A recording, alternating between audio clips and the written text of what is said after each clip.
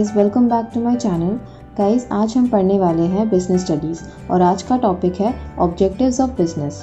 Objectives of business का basically 3 point होता है: economic objectives, social objectives and human और इंडिविजुअल ऑब्जेक्टिव्स। इसका जो फर्स्ट पॉइंट था इकोनॉमिक ऑब्जेक्टिव्स, वो मैंने अपने पिछले वीडियो पे समझा दिया था। अब हम बात करेंगे इसके सेकंड ऑब्जेक्टिव का, जो है social objectives. Social objectives deal with the commitment of the business towards the society. मतलब सोसाइटी की तरफ बिजनेस का जो भी कमिटमेंट होता है उसी से सोशल ऑब्जेक्टिव डील करता है। सोसाइटी का बहुत इंटीग्रल पार्ट है ये बिजनेस। फिर है business uses resources of the society.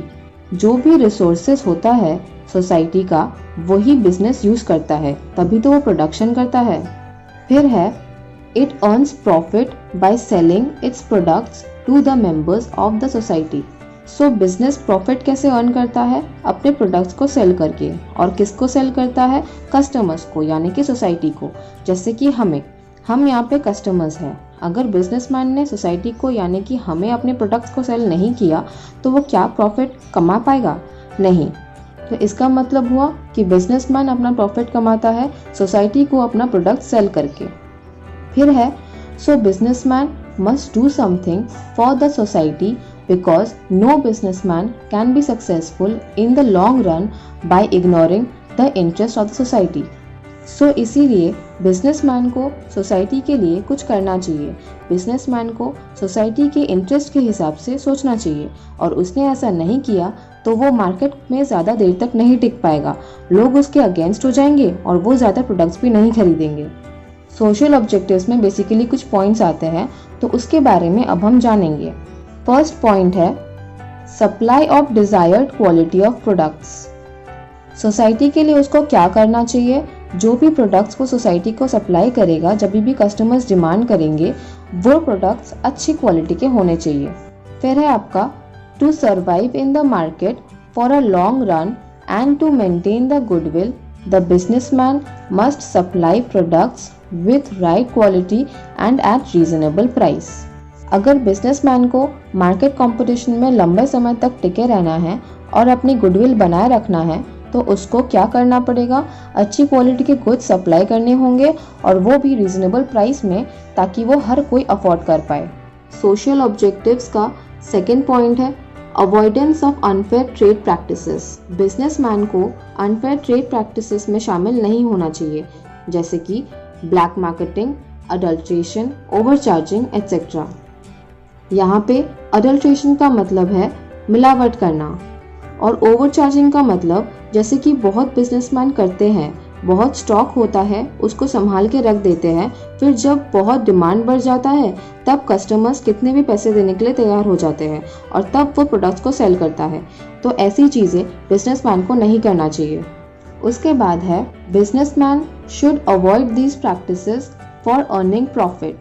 इसका मतलब बिजनेसमैन को वैसे गेम्स नहीं खेलना चाहिए सिर्फ और सिर्फ प्रॉफिट कमाने के लिए।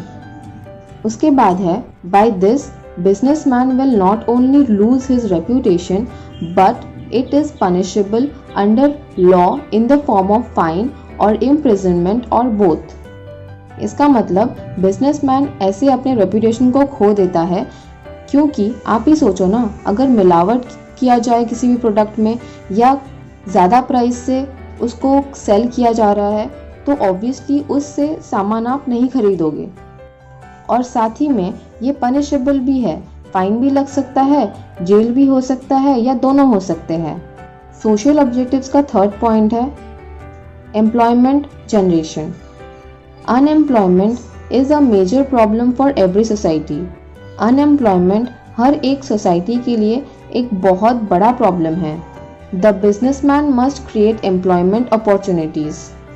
तो बिजनेसमैन को ज़्यादा से ज़्यादा एम्प्लॉयमेंट अपॉर्चुनिटीज़ देनी चाहिए। ऐसे करने से लोगों का सोर्स ऑफ इनकम भी रहता है। फिर है while creating employment opportunities a businessman must give special consideration to handicapped, disabled and poor people। यानी कि जो लोग हैंडीकैप, डिसेबल या गरीब होते हैं उन लोगों को भी अपॉर्चुनिटी देनी चाहिए, एक स्पेशल कंसिडरेशन देनी चाहिए। सोशल ऑब्जेक्टिव्स का फोर्थ पॉइंट है सोशल सर्विस और community service. Large business houses undertake various projects of community services such as running charitable dispensaries, schools, hospitals, etc. यानी कि बड़े बड़े जो कंपनीज होते हैं, बिजनेस फर्म्स होते हैं, वो कम्युनिटी सर्विस में हेल्प कर सकते हैं, जैसे कि चैरिटेबल डिस्पेंसरी स्टार्ट कर सकते हैं, स्कूल्स खोल सकते हैं, हॉस्पिटल्स बना सकते हैं।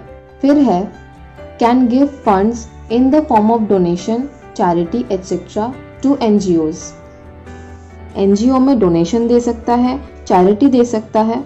Bye this the companies can increase its reputation and establish its public image. ऐसे करके कंपनी अपने रेप्यूटेशन को इंक्रीज कर सकता है और अपने पब्लिक इमेज को एस्टैब्लिश कर सकता है। सोशल ऑब्जेक्टिव्स का लास्ट पॉइंट है अवॉइडेंस ऑफ पोल्यूशन। कंपनीज को कोशिश करना चाहिए कि पोल्यूशन कम से कम हो। Industries throw or drain their waste in lakes, rivers, which pollutes water. Industries अपने वेस्ट मटेरियल्स को रिवर्स और लेक्स में फेंक देते हैं, जिसकी वजह से वाटर बहुत पल्यूट हो जाता है। Smoke coming out of the chimneys of industries pollutes the environment. मतलब जो भी स्मोक निकलता है चिमनीज के थ्रू इंडस्ट्रीज के, वो एनवायरनमेंट को बहुत पल्यूट कर देता है। फिर है so the businessman should add environment friendly techniques of production and should drain the waste material in such a way that it will not pollute the environment. इसीलिए बिजनेसमैन को एनवायरनमेंट फ्रेंडली टेक्निक्स यूज़ करना चाहिए production के लिए और अपने waste material को ऐसे ड्रेन करना चाहिए, ऐसे फेंकना चाहिए ताकि वो एनवायरनमेंट को पल्यूट ना करे। सो गाइज, आई होप आपको ये सोशल ऑब्जेक्टिव समझ में आए होंगे। अगर आपका कोई भी डाउट्स है तो आप कमेंट बॉक्स पे शेयर कर सकते हो। अगर आपको अच्छा लगा ये वीडियो तो आप मेरे वीडियो पे लाइक कीजिए and friends please don't forget to subscribe my channel. Thanks for watching.